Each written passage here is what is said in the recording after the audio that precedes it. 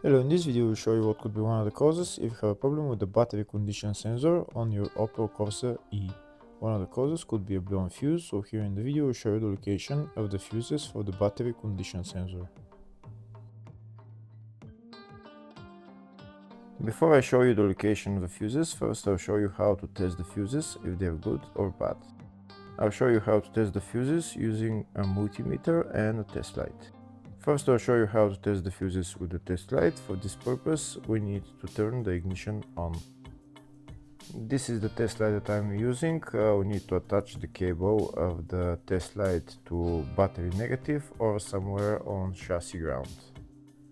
Then we're going to start testing the fuses with the test light. On the fuses there is two pins, you can see them right there before the 30 and after the 30. There's two pins where we touch them with the test light, and if both pins light up, that means the fuse is good. If only one pin lights up, that means the fuse is bad.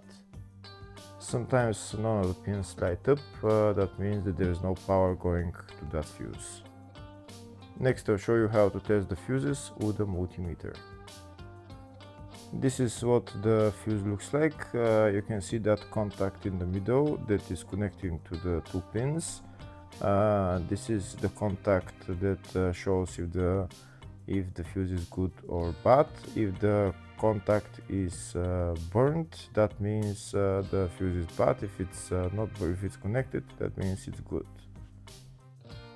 When we test the fuses, we should measure resistance with the multimeter. So when we turn the multimeter on, we should turn it to 20k ohms.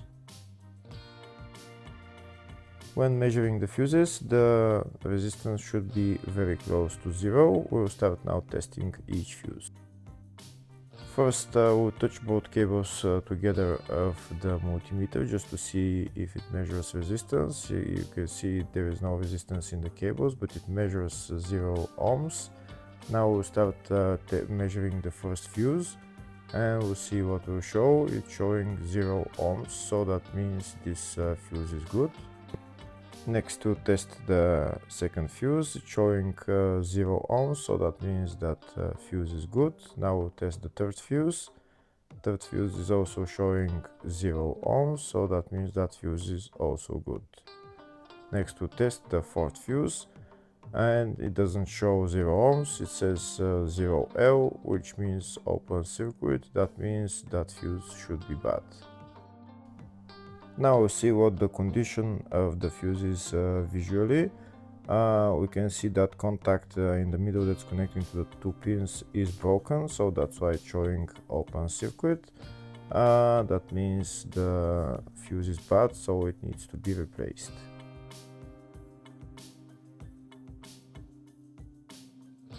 Next I'll show you the location for the fuse boxes on this Opel Corsa E. There is one main fuse box in the engine bay and one in the fascia. First I'll show you the location of the fuse box in the engine bay. It's located behind this plastic cover. That's the fuse box right there. There is also another fuse box, engine bay 2, which is on top of the battery, just on the left. And next I'll show you the location of the fuse box in the fascia. It's just behind this cover. We need to pull out this cover, and that's the fuse box in there.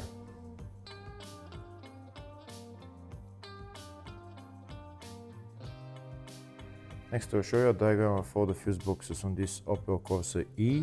There's two fuse boxes in the engine bay 1 and engine bay 2, and two in the fascia 1 and fascia 2 fuse boxes.